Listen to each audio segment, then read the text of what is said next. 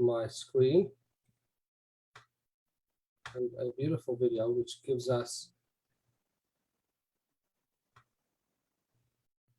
a little bit of a background, which is really connected to class 1 and understanding the history of the oral Torah.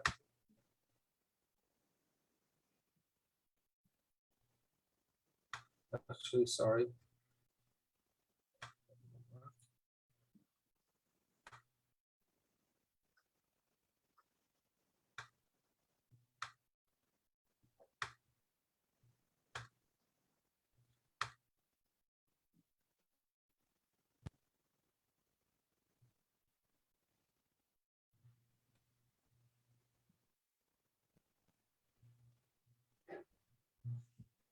Moses, known as the written Torah, was accompanied by an Can you hear oral the sound? tradition passed down from teacher to pupil for over 1,000 years. During this time, these ideas were not formally committed to writing, and in fact, it was prohibited to do so. The intention was for students to learn directly from teachers for preserving the teachings for the next generation. Yet toward the end of the 2nd century, the oral Torah was recorded in a book known as the Mishnah.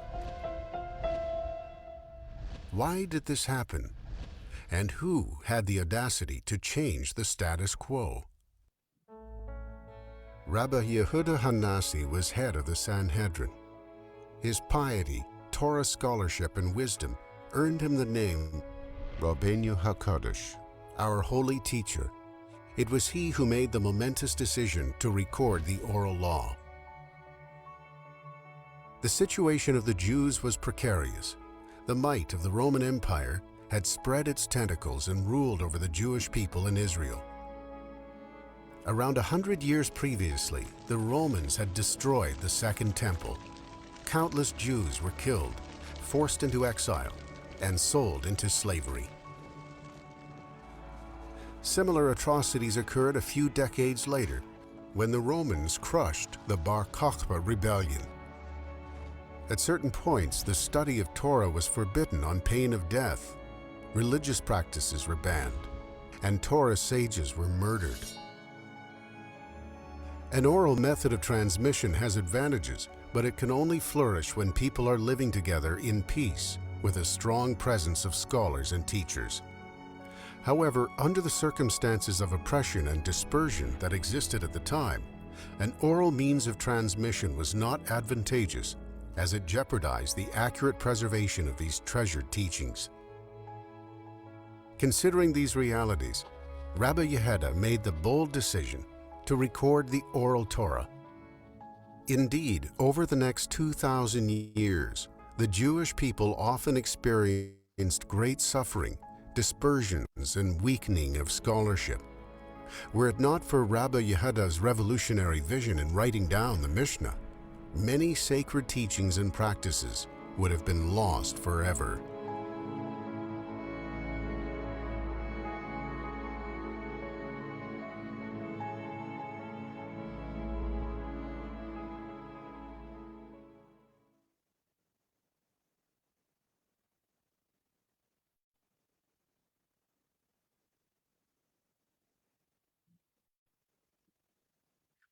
We lost the sound.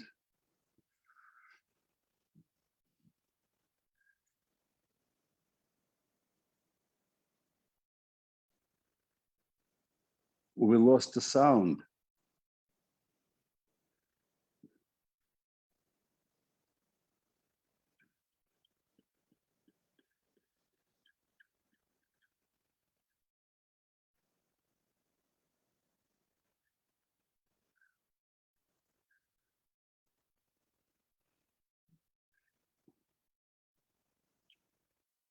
We lost the sound.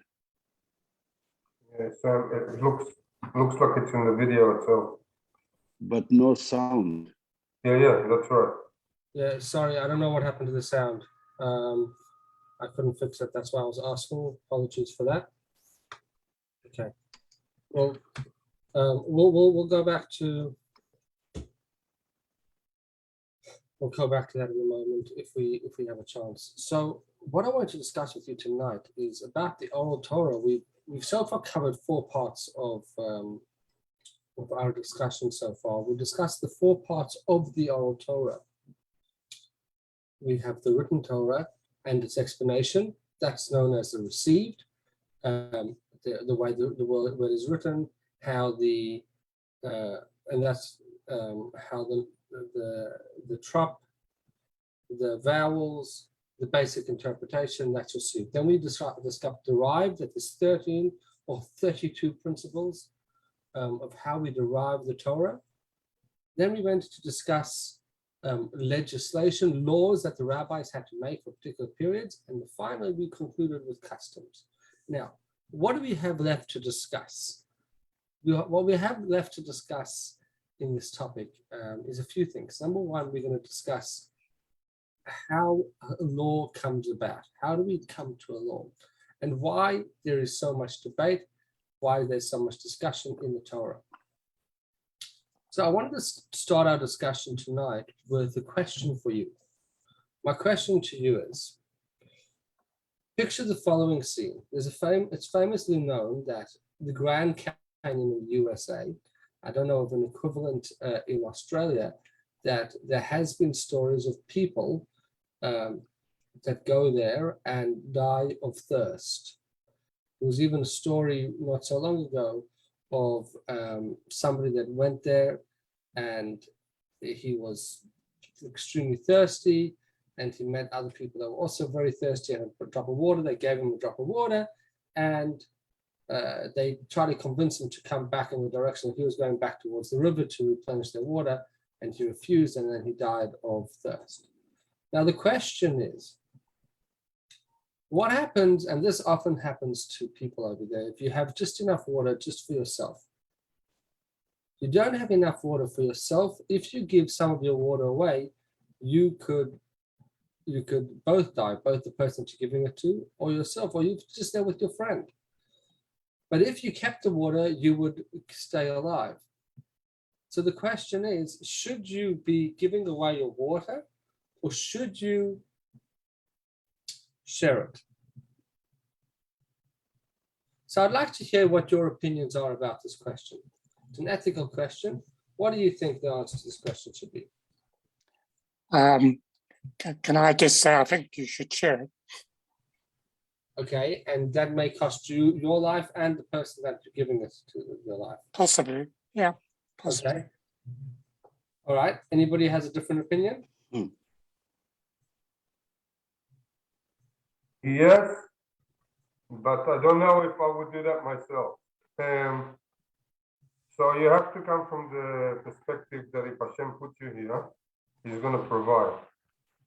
So if He put you here and you're meant to live beyond that trip, He's going to sustain you.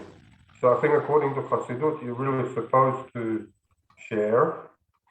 But I don't know if, because if Hashem puts you in that position and He puts you on this earth, He's going to sustain you. But I don't know if I would do that myself. Mm-hmm.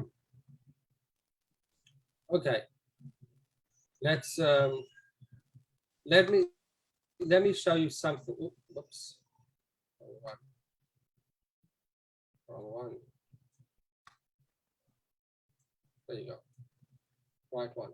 Okay, so let's look. I want to look at this discussion in the Talmud.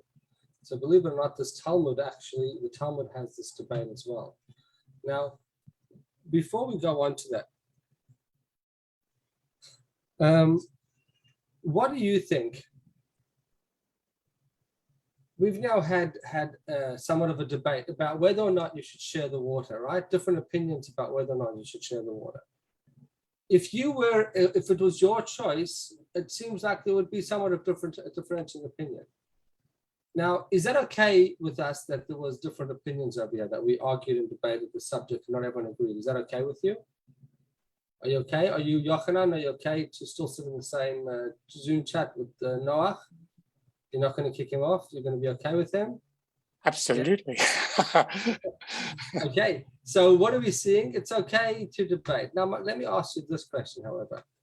Do you feel it's okay to debate with for the rabbis to debate? Or do you think it's different? Do you feel like it's different when rabbis debate? Whoops, I jumped ahead. Do you feel like when rabbis debate, it's different or the same? Why should it be any different? Okay, now let me go a step further. What happens if they're debating in the Talmud? Is there any reason to think that it should be different? Okay, let me tell you why I'm thinking that. The reason why I'm thinking that is if we regard the Talmud and the Talmudic sages as expressing their own views, then okay, it's normal for them to have debates. But on the other hand, if we regard the Talmud, the Gemara, and those that teach us as teaching us what God desires, then it seems inappropriate that they would debate. Correct? So it seems inappropriate. Why? Because these are God's desires. So how can you debate if you want to say that the conclusion, when we discussed last week, we said that this is the will of Hashem. So if this is the will of Hashem, then how could it be that you're debating about it? What's God's opinion? You know, if this is God's opinion and you believe this is God's opinion, how's there any space for debate? That's the question. And we explained two or three classes ago on the subject that even the derived points, where they perhaps would be debating, that's also God-driven and God-divine inspired. So how they're debating something which is inspired by Hashem. I remember I asked this question when I was in yeshiva. My first year in yeshiva, my Rosh Yeshiva stood up and he said, you know, we believe in the Torah that that both sides are saying the words of God, the truth. I said, if it's the word of God, how could they be saying totally opposite things?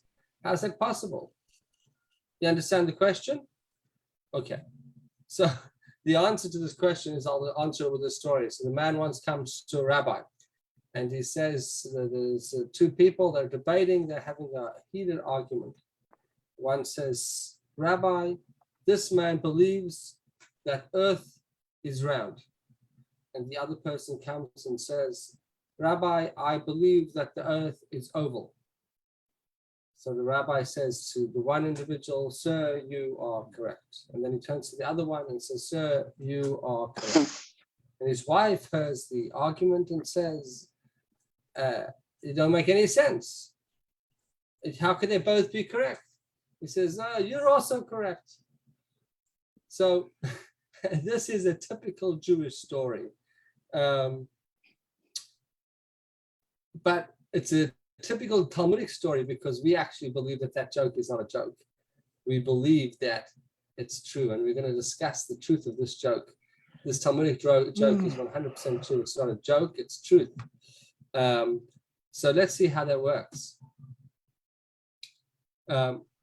So we're going to look at a few points that I want to talk about today. The question is, our main discussion is, if you open the Talmud, what you would see from page 1, from the very first Mishnah, it's like, I remember the first time I learned Mishnah, I remember I walked into, it was an extracurricular class, and I hadn't had much exposure. Most of the kids, it was Sunday class.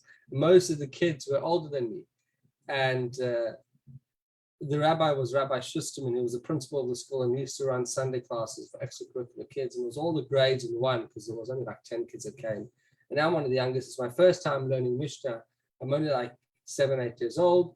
And he says, okay, boys, today we've got a big machlokes, a big argument. I'm thinking, oy vey's mir, big argument over here. Whoa, what did I come to? This is terrible. The Chachamim are fighting. This is terrible.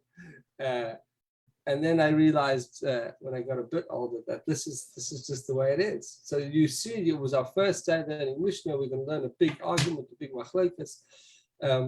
How is that possible? The truth is that not only does it not undermine, we have to understand it actually is the real strength behind the whole Torah, the strength behind it. But we're gonna also see that not any part of Torah are we allowed to debate. The Talmud, if you were to learn the Talmud, you will see that only certain parts of the Torah are debated and can have different opinions. And our next point is, why is there disagreement, and why would God allow this or want it? And finally, how do we resolve debates? Now, I don't know if we will have enough time today to discuss how debates are resolved. Today, we will focus on the debate, and if we get time, we will also discuss how they are resolved. So, first point is I want to bring from, I'm going to see if I can do this. Bear with me. No, it's not going to go. 1 second. I'm going to just share something else that, no, it doesn't work.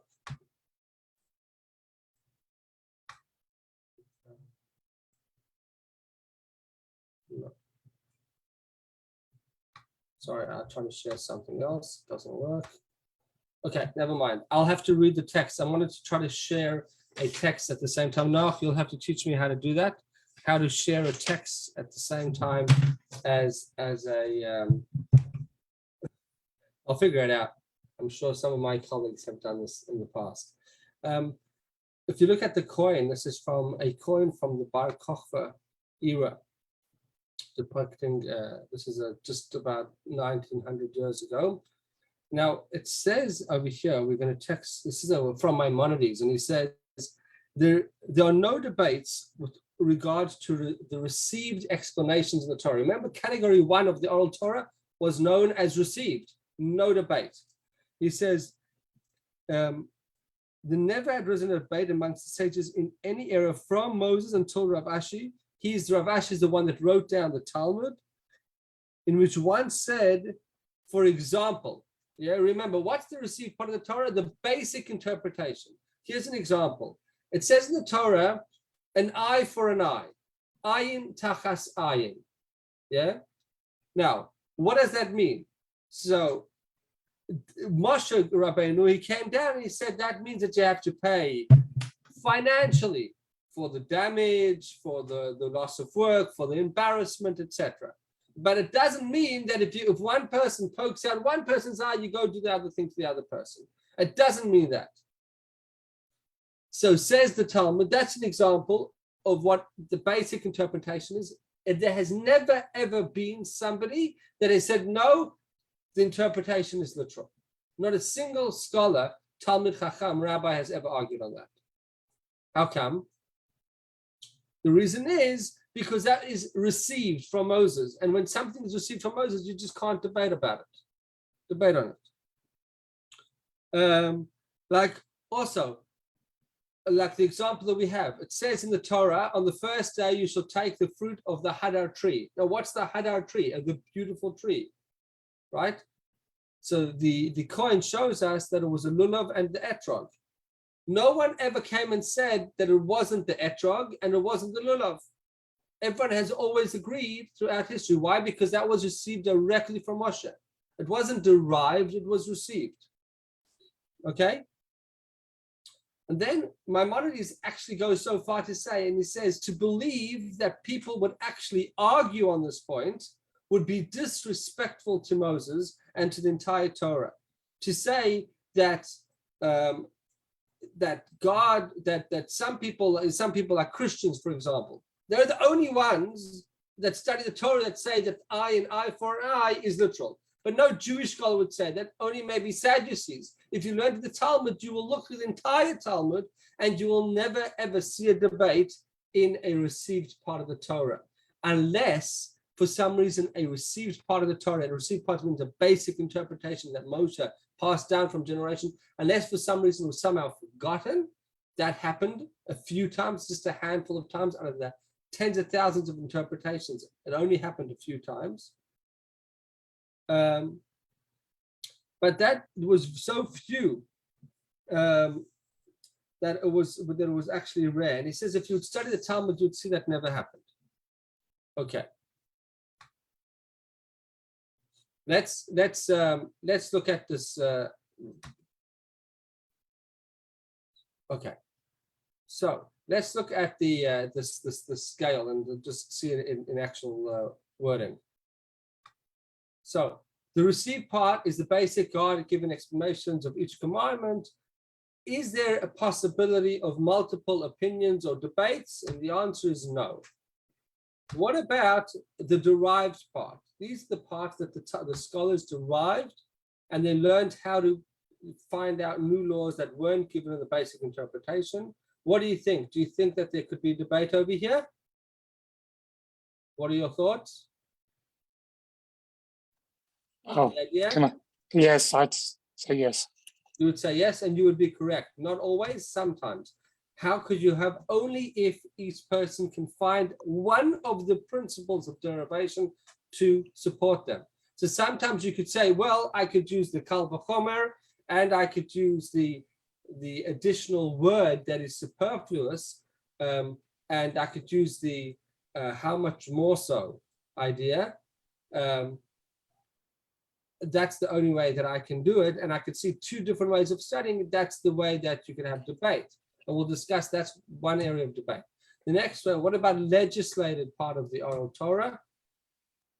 What do you think? Can there be debate over here?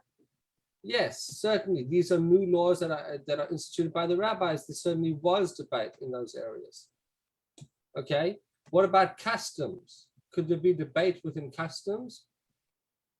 Of course, we know that all communities have different customs. So what's important is to acknowledge is that there will never be a debate in received Torah. If God gave that interpretation to Moshe, this is the basic interpretation. That, for example, the tefillin boxes have to be black. No one has, in all the history, every Jewish community does not argue whether tefillin boxes should be black. We may argue on the order of the Parshiot, which is Rashi and Rabbeinu Tam. That's been an argument because that wasn't a clearly given necessarily, or we're not sure of the tradition. So is that clear? Is that all clear? Okay, so we're going to revisit now the example that I gave you of the debate about the water. You have just a drop of water left, and you can either keep it all for yourself, and then you will definitely survive, and the other person will definitely die, or you can share it, and both of you will possibly or most likely die. What does the Talmud, what do we say? So it tells us like follows. I'll share with you for a moment the second part. When your brother becomes destitute and his hand falters beside you, you shall support him. So that's the law, that we have to give charity and help our fellow Jew, whether convert or resident, so that he can live with you. Now, this is the important part which we're going to think. It says, you shall not take interest from him. Fear your God and let your brother live with you. Okay, that's the text. Now, I want you to think about for a moment what it says. You see the certain words are in orange. Now, the answer of where we're going to derive, or where the rabbis derive the answer of whether or not you should be sharing your water, is going to be derived from these three words, and let your brother live with you. I want you to think and to try to put on your Talmudic cap over here for a second, and try to think, what do you learn out? Does that tell you that you should share the water or not share the water? What does it teach you? Share. Looks like share. To you, it looks like share. Why, Noach? Because it's not talking about saving yourself. It's talking about saving. So it's saying that both you and your brother should live. So, in other words, both of you. And if it takes the water, it means you got to share it. Okay. Does anybody understand this any differently? I agree totally with no. I think that's what I'd say too. Okay. Okay, so you would go based on the opinion that based on this verse, you have to share your water. Okay. Okay, let me show you how, actually, funny enough, You are correct according to Ben Petura, the one opinion, but the more famous opinion, Rabbi Akiva, is going to disagree with you, and he looks at it differently. And here you'll see how you can learn out from a pasuk. This is derived, so we're deriving from a pasuk, and deriving from one pasuk the same words, the opposite thing. Look at this, very interesting. Ben Petura says, and let your brother live with you.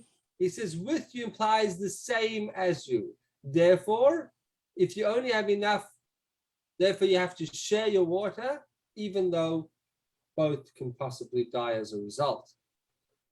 Let's look at Rabbi Akiva. Fascinating. With you means secondary to you, says Rabbi Akiva.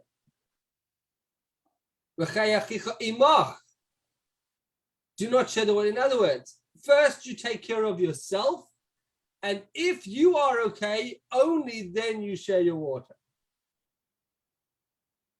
Okay? But if it's going to be at the cost of your own life, then it's not with you. Then it's both of you will be separate. Is that clear? Yeah, I think Rabbi Akiva is right. Okay, now that you see the other point, Sam, I'm going to. This is a fascinating little example of how most people, including myself, when I first saw this line, I thought like Ben Petura. But when you see the way Rabbi Akiva explains, it seems to see that Rabbi Akiva seems to be clearer. And you are correct that the halacha does follow Rabbi Akiva, that if you are destitute and you own only enough for yourself, you are not obligated to support your fellow. It's a question of whether you can still, but the question is if you're allowed to. According to Rabbi Akiva, some opinions, then there's another debate if you're even allowed to.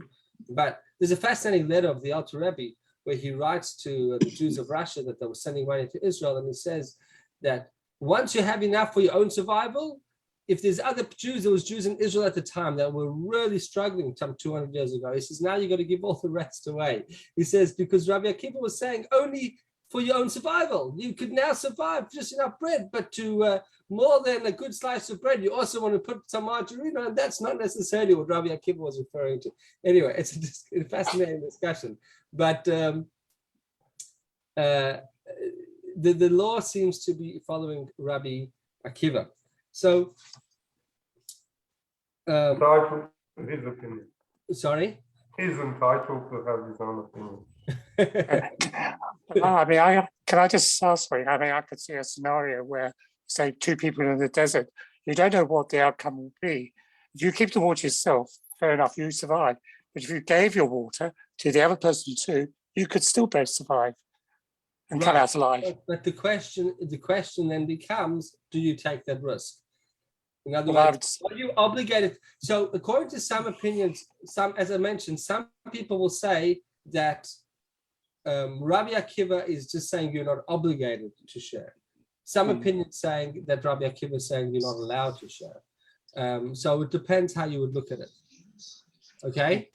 I think it's a bit more complex. It's not only imply yourself, it's implied what is important in current situation. By your survival, you may save your family or some other people to do things, or by sharing, you both die, and more family or more people will die because of that. So I think it's every situation, even like in a plane, they say, don't give first your mask to child, put yourself first, and after give the child, so you can do things more properly. I think Rabbi Akiva give a bigger, deeper perspective of situation, just simply give or not give. You have to evaluate situation and dealing according to situation. And by the way, in the bottom of Grand Canyon, you get Colorado River, so it's plenty of water. It's actually dirty, but still water. Yeah, but there has been people that have died. Maybe not all canyon, but the biggest part is it's a really wild Colorado River, which is quite dirty, but still water. Right. Well, apparently that's how they survive when they go on the long hikes. But sometimes people go too inland and too far away from it, and they can't get back to it, and that's how people sometimes die. but I don't know the maps, but it is interesting. And I think you are correct, by the way. The whole concept of put your mask on before putting on before helping children and others is this exact point. If you're not taken care of, then how are you supposed to help others? And there's no point, so to speak, there's no point in both of you dying. That's the way Rabbi Akiva, and I said there's also space for Ben Petura. We see that Ben Petura goes down in history, and we'll see that there's a truth to what both of them are saying, but seemingly the halacha seems to follow. So this is, by the way, this is not a received interpretation. This is a derived interpretation. Why is it derived, by the way? Did anyone figure out why it's derived and not received? Because there's something that makes it derived and not received. I'll tell you what that is. There's a law which we haven't studied in these classes yet called ribui. Ribui means this is one of the most common ways of deriving things from the Torah. Ribui means there's an extra redundant superfluous word or letter. So the extra word is imach, with you. It should have said v'cheyochicha, that you'll take care of your brother. Why did it say imach, with you? Right? That's the redundant word. There's two ways of how you can understand that. And that's why it wasn't given over. Moses didn't explain this necessarily to his successors. God didn't give them this interpretation. This had to be derived. And there's two equally good ways of how you can derive it. Okay, and we'll discuss later how they come to this discussion. So Maimonides goes on to say, from here you learn that in derived laws, and you'll see this throughout all the debates in the Talmud, they always, whenever there's a debate, it's going to almost always be in derived or legislative or customs. You will never have the derived the debate in the received law. So here's an example of that. The example is, there's a story of Rabbi Akiva. And Rabbi Akiva, his teacher was, or the head rabbi at the time was named Rabbi the Nasi. The leader was Rabbi Gamliel. And Rabbi Gamliel said to him about a particular case, I don't remember exactly what the case was. He says, the law is as follows. And he told him this is the law. And then he continued, and not only that, I even have a kal v'chomer, one of the laws of derivation, to prove it. Okay, that's what he tells Rabbi Akiva. So Rabbi Akiva says to him, hold on a second. When you told me the law is, what were you basing it? Were you saying that you had received this law from Moses? This is in the Mishnah, in Tractate Kiryot. He says, if the law was passed down from Moses on Mount Sinai, then I have no problem. But if you're telling me that you learn it only from the laws of derivation from the kal v'chomer, I don't like your kal v'chomer, and I'll disprove it, and therefore I'll argue with it. So that's what Rabbi Akiva said. So what do we learn out from it? That's one of such many examples where we say, if it's a Kabbalah, if it's received, I have no arguments. You have the tradition, fine.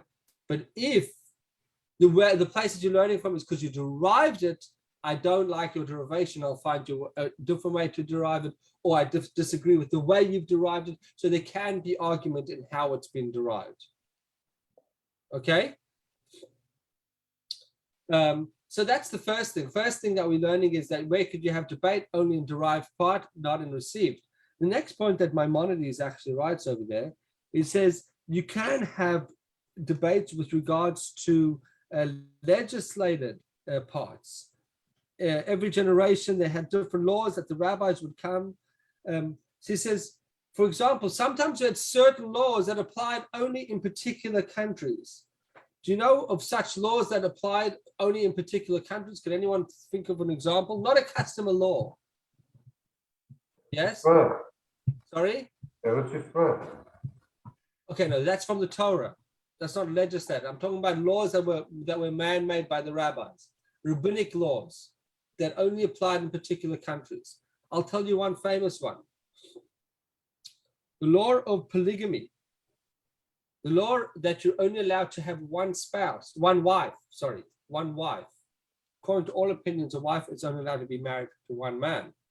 But according to the Torah, a man is allowed to have more than one wife, as we see by King David and by Abraham, Yaakov, but we never find an example of a woman being married to more than one man. Okay, so and that Torah tells us that. But according to the Torah, a man is allowed to have more than one wife. Nevertheless, Rabbeinu Gershon, who lived some 1,000 years ago, before the time of Maimonides, he said, and Maimonides actually writes this in his book, that in Germany and the Ashkenazic countries, they forbade, the rabbis over there came to a consensus and forbade polygamy in Ashkenazic countries. That was accepted not as a custom, as a law. At least that law stood. We'll talk about it more next week, possibly.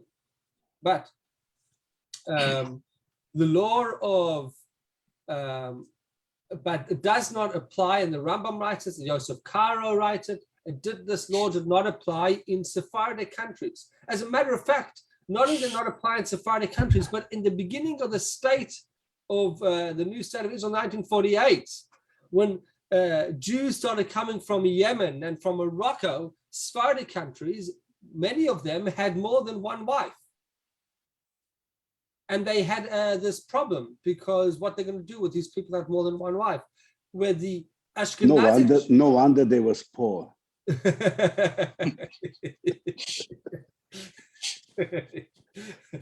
a good one. Very good, Sam. I like that. Apparently, it was there to help them have more workers to work for them, and also it's supposed to help them. But yes, that's they came from Arabic countries where it was acceptable. We understand one of the reasons why they made that law. By the way, we might talk about this more next week. But one of the reasons why they made that law was because in Ashkenazi countries it was not acceptable, in Christian countries, and in Muslim countries it was acceptable, and therefore, and also they saw major issues occurring within the Jewish communities when people had more than one wife, and therefore they felt the need to make such a law. But anyway, the Sephardic countries, when they came to Israel, they did not have such a law, and what was decided then is that if people came from an African or a Middle Eastern country and they had more than one spouse, they would be allowed to keep it. But anybody getting married in Israel, this was agreed upon, this was a new law. The chief rabbi of Israel and both the Sephardic and the Ashkenazic, that's why they have two, because of these issues, they both agreed that from then on, in the state of Israel, they would only allow polygamy. They would the law of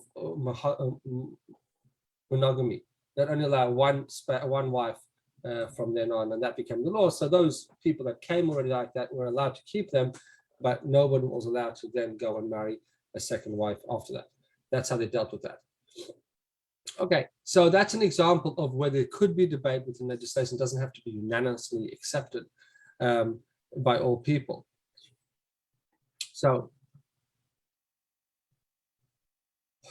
just looking at this example of something which is something which we're talking about. It's a fruit of a tree whose bark tastes the same as its fruit. This was we're talking about the fruit, which is a received laws, and we learn out. How do they learn it out? It's a fruit that can dwell hadar on a tree. I'm not going to get into this for too long. Anyway, this is the way.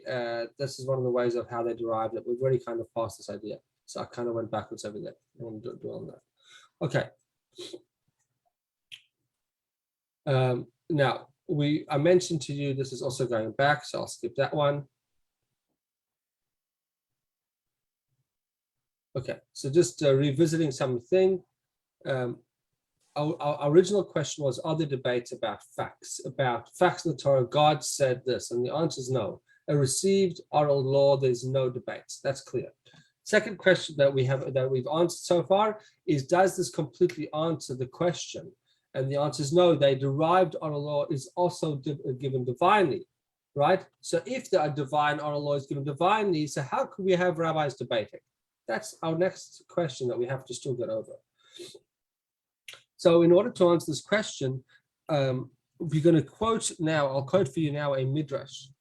And the midrash says that, this is a midrash Eliyahu Zuta, and it says that the Mikra, both the Torah, the written Torah, and the oral Torah are God-given. It says Mikra, Mishnah, Shneim, Mipia, Gvura, Nemru. They're both God-given.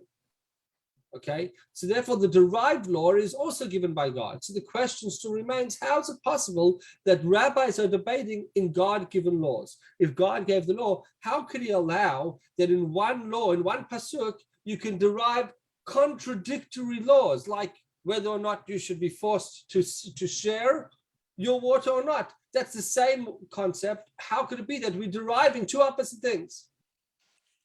You got the question? And this is our question. So the answer to this is that when you have multiple and different opinions, they actually ultimately all trace back to God. So when I asked you the question, is it okay that we debated this concept about whether or not you should share? It was okay. Why? Because we acknowledge that sometimes we don't all agree. Sometimes we have different opinions. That's fine. We're okay with that, right? But then when I suddenly said that it comes from the rabbis, I explained to you why it could be an uncomfortable point for some people. Many people say, oh, the Talmud is full of debate. How could that be God-given, right? So in order to answer this question, we say,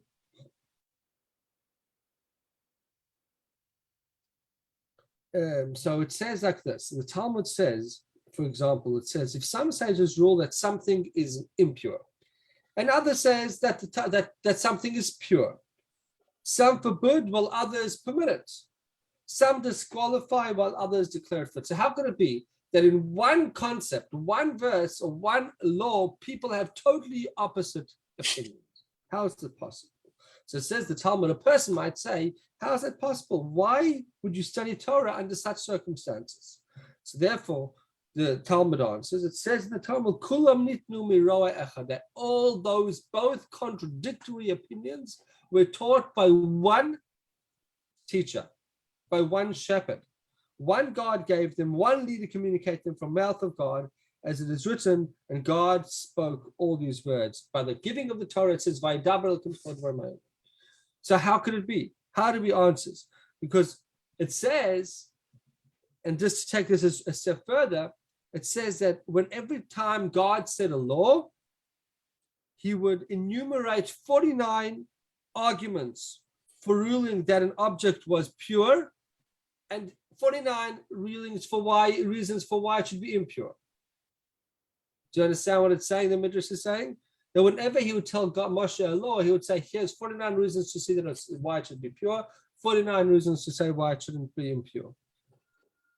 Why would God tell Moses these things? My question to you, why would God do that? Do you know? Anybody want to give it a chance? Well, it probably is the wrong answer, I'm sure, but it could be just that they're encouraging debate. Encourage debate.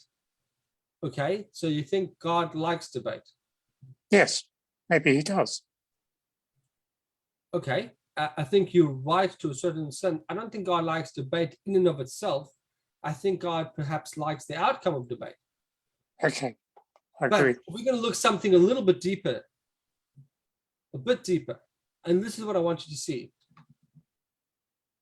Last line, and I'd love to be able to share this. The Talmud in Tractate Eruvin says this, that there was a big debate between the two great schools known as the House of Hillel and the House of Shammai. These were the two great schools. They were made schools, Hillel and Shammai. The Talmud of the school of Hillel said the law follows our opinion. The law of Shammai says, the school of Shammai says the law follows our opinion. And they were debating this concept for 3 years. One day, after 3 years of ongoing debate on one subject, a heavenly voice came out and said, listen to these words, Eilu va'eilu divrei Elokim chayim. Both these words and those words are the words of the living God.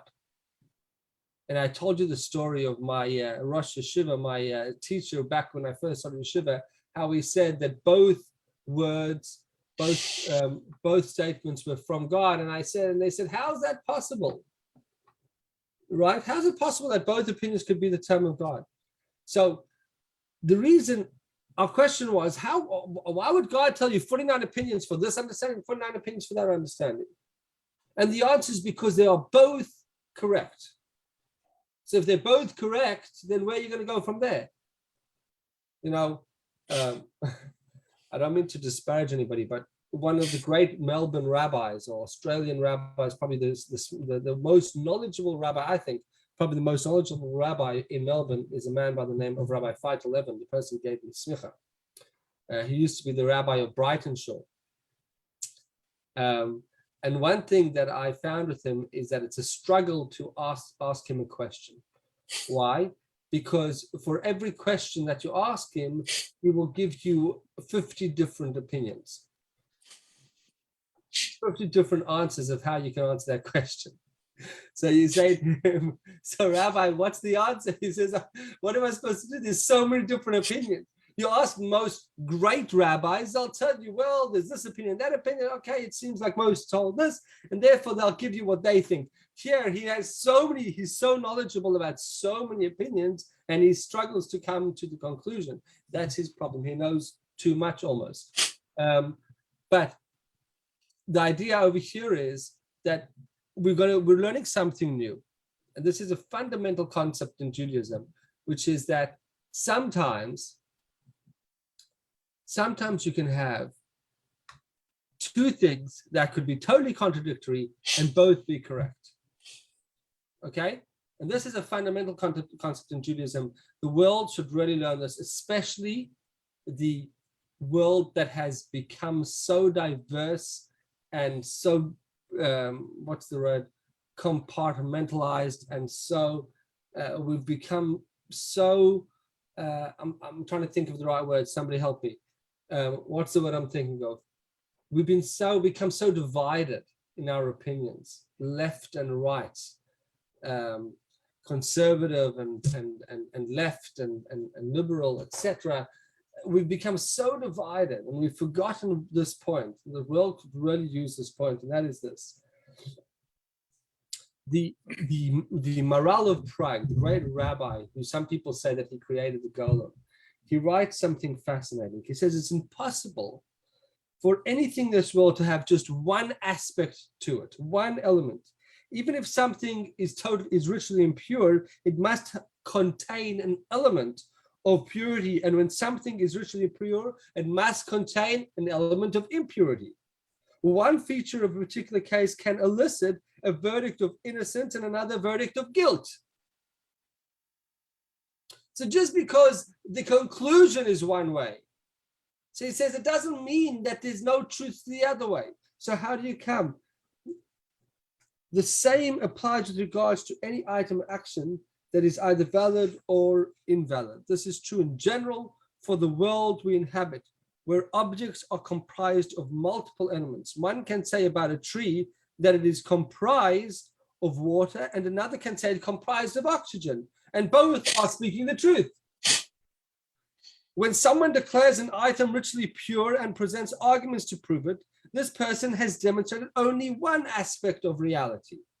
Similarly, when one declares it ritually impure, it reflects only one aspect of the other side of reality. But they both are true. There's no doubt, however, that for the purpose of practical halacha, one aspect is more important than the other. And this is where we're going to be able to find the conclusion. Although God created things with multiple facets, one of them is more significant, and this is what determines the actual halacha.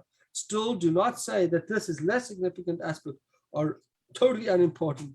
This is not true, for when we hear all of the opinions, we comprehend the item in its totality with all its features and components as spelled out in the Torah. It is only with regard to the practical final ruling that one feature overweighs the others. Okay, so what is he saying? What he's saying ultimately is, and I'm going a bit over time, so if anybody has to go, I understand. I've gone over time, but what he's saying is that everything in the world is multifaceted. You know, it's so important. I remember that story that I told you about the rabbi that says, you're right, and you're also right. How could they both be right? Because he wasn't lying.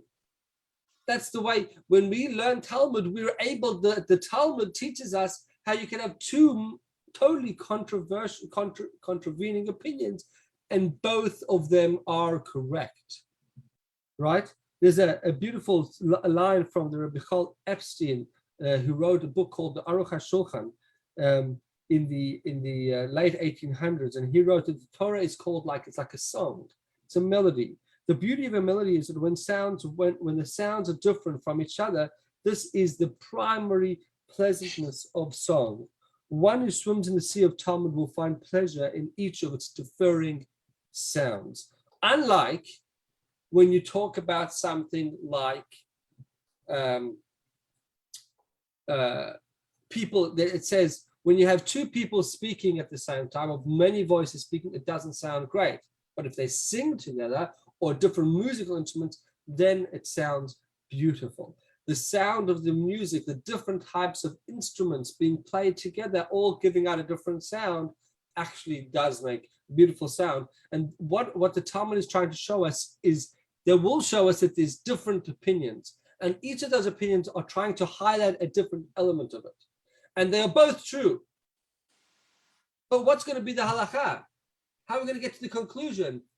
The point is that which of the parts are more important? Okay, so the way we're going to get to this conclusion, I don't know if I'll try to go through this last part relatively quickly and discuss how we actually reach conclusions. If you could bear with me, apologies again for going over time. If anybody has to go, please, I won't be insulted. I totally understand. It's already past 9 o'clock. But I wanted to explain to you how we're going to reach the conclusions in how do we reach the conclusion? And the answer is that we go based on the majority opinion. Why do we go based on majority opinion? The way it works in the Talmud, and we're told, you remember that text, but I told you that when Moses was studying, God would tell him 49 reasons of why it's pure and 49 reasons why it's impure. 41 reasons why it's kosher, why it's not kosher. And God says, and Moses turns to God and says, God, how am I supposed to figure out what the conclusion is? So he says, what you're going to do is you're going to look at the majority. You will find the majority. If you make the debate and find what do the majority of the scholars, of the Chachamim or the rabbis, what do they think is the most important element of it? And that's how you'll be able to find the real reason, the real halakha. Will it mean that the opinion that is wrong the opinion that the halakha does not follow, does it mean that they are wrong? No, they still remain correct. It just means that the other side's point was more important, more prominent. So we're going to go based on some more prominent. How are we going to decide which is the more prominent point? Based on the majority. Now, I want to just point out one point about this, is that this is different to secular democracy that we have in our worlds today. Why? Why does it differ from our type of democracy? Could anybody tell me? I'll give you an example.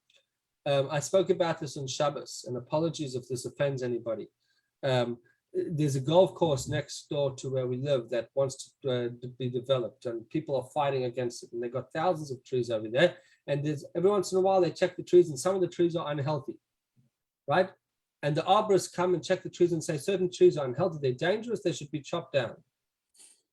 And I was once given a tour with a group of councilmen of the golf course, people that were opposed the development and people that were for the development. And they pointed out the one unhealthy tree. The one arborist says, you see this tree, it's unhealthy, and we're going to be applying to take it down. And then the guy from council says, yes, but don't worry, there will be a sign outside for community feedback. And I stood up and I said, I don't understand. if the professional arborists say that it's unhealthy and it's dangerous, why are you putting a yellow sign outside asking for community feedback whether or not they want the dangerous tree to be chopped down? Right? And what did the guy said? He happens to be a Jewish guy, the head of the council, planning council. He came up to me and he said, I agree with you, but this is our democracy. In other words, and they didn't chop down those trees because people don't like the golf course because they want to develop. People fighting against everything that they want to do. And as a result, those dangerous trees were there, and in the wind, some of them fell down and could have caused damage. Right? Now, why am I telling you this? Because in Judaism, it doesn't work that way.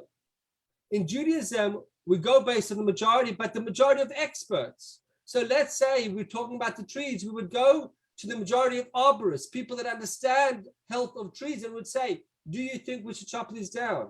If majority of arborists say, yes, we chop them down, we chop them down. If majority of say that say not. Of course, in cases of risk, the law changes are different. It's not exactly that simple in cases, but the same thing would happen when it came to, for example, COVID. How did we know what to do? It's not the rabbi's opinion wasn't my opinion of whether you should take the vaccination is not what's important. We go based on the majority of the specialists. That's how we get our answers, right? Of course, some people believe that specialists are biased or whatever it is, but that's the best way that we can work a system. So in Torah law, we go based on the majority of experts in Torah law, people that have dedicated their life to Torah law, and they vote. We're not going to ask us over here in Chabad Dingli to make a vote on what they think Torah law should be, because we're not experts. We haven't spent our entire lives. We're not the greatest minds in this field. And therefore, it's not the same type of thing. So let me conclude with a few more points. So if we had a debate today, the rabbis would debate the meaning and the rulings of the Talmud. The question only arose, for example, this is the example of in IVF. If it only arose after Talmud was accepted, then the Talmud, or if the Talmud led a debate without being resolved, then there's other ways of how to do it. So generally today, we would try to go based on the majority of the scholars of today. That's the way we would do it. In the times of the Talmud, the way it was before the Talmud was written, they would come to the court, and there would be a small court, and they would say, what's the law? They would debate it. If they didn't have a conclusion, they would send it up to these two courthouses in the temple. There was a courthouse of 23 judges, and they would come there and they would debate it. If they didn't have an answer, they would send it up to the great Sanhedrin. That was a great courthouse, and there was 71 judges over there, and they would debate it, and they would debate and debate and debate until they came to a majority that sided one way. And once that happened, that was the law. It remained the law for all times. Now, next week, we'll discuss whether that could ever be changed. Can laws ever change? We'll discuss when sometimes it can happen, most times it can't.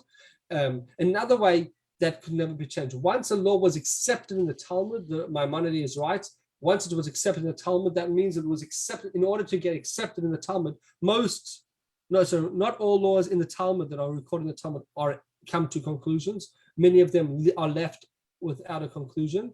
But if the Talmud itself comes to a conclusion, then you can be certain that at the time it was debated, and majority of the great scholars of the time did come to a conclusion. That's why we have a decision in the Talmud, and that remains the law. Okay, and in later generations we have similar things in the Code of Jewish Law, Halacha, how these laws work. One final point, which I'm going to conclude with this, is that what's the purpose of all this? You know, we think about, why did the Torah need to have so much debate and so much argument? You know, it's one thing to have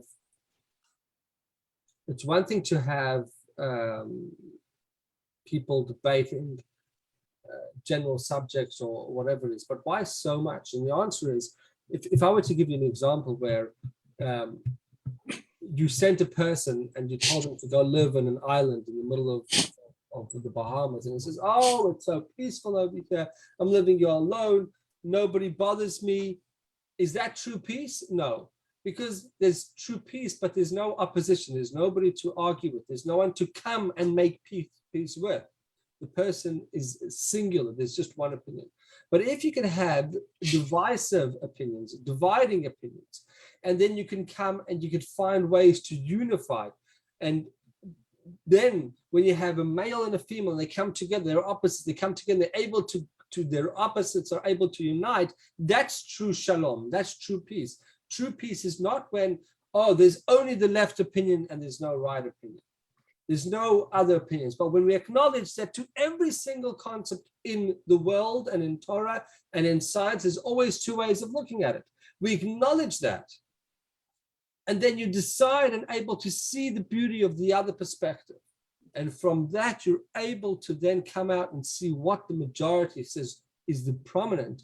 That's how you come to true peace. And we know that the rabbis in the Talmud times, when they held one opinion and then they were voted out because the other opinion was, they would work very hard to make sure that they also try to come to the same conclusion. And not only that, they would make sure to publicly do like the opinion that goes against their opinion, in order to show that they also agree with that opinion, also to show that they're accepting the majority. So the idea is that Judaism is all about coexistence, about finding ways to see other people's perspectives, to see the world from the other's perspective. This is a fundamental concept in Judaism, is that there's not just one way of looking at it. And just because I disagree with that approach, it doesn't mean that that approach is false. It could be true, but it doesn't mean that that we should follow that approach. It doesn't mean that we should be going by that approach also. You know, there's plenty of ideas that, for example, the left, that probably most of their opinions I disagree with personally, but it doesn't mean that I don't acknowledge that there's a truth in some of the things that they're saying. The question is if that truth is applicable to all people and should be the law based on those approaches. And that's what's important. The fact that certain people have certain issues, does that mean we should be making laws because of the minority or not? These are all types of questions that come into play. We have to acknowledge the other opinion. We have to see the truth in them, but ultimately we have to side with what is the most important way. Okay, so that's my discussion for tonight. Next week, possibly, we might have a guest speaker. Zach Comer might do a guest share for us on the historical story behind the Babylonian Persian empires and how they rose to power and how that fits with the Purim story. He did it this Shabbos for our Shabbaton girls, and it was a beautiful talk, and I asked him if he'd share that with us. So that might be next week if he's available. If not, we will do part 5, which we'll be discussing when laws can change and if they can change with the times. So stay tuned to next week. Thank you so much for joining, everyone. If anybody wants to stay afterwards with questions, you're welcome to. Thank you so much. Have a good night. Thank you, Rabbi. Thank you very much. Thank you. Thank you and good night. Good night. Thank you so much for joining. Good night. Thank you, Rabbi. Thank you, Maria. Thank you. Bye. Thank you, Rabbi. Thank you, Irene. Good night. Good night. Thank you. Bye. Thank you, Yochanan.